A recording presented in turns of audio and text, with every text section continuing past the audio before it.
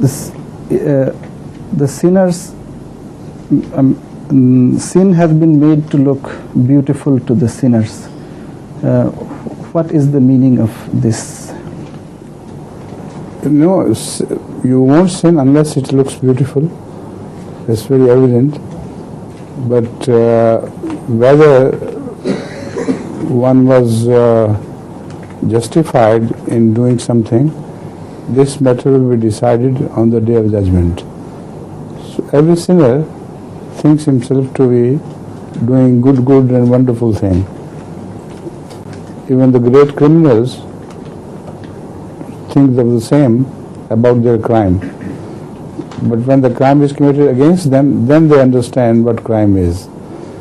So sinner, according to the Holy Quran, will continue to do sin until the day of judgment, then Allah will decide.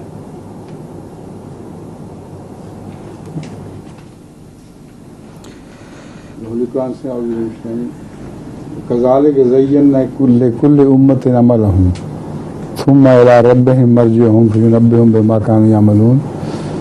This is because we have made everything to look good to the sinner, or he would not sin, of course, but on the day of judgment it will be decided.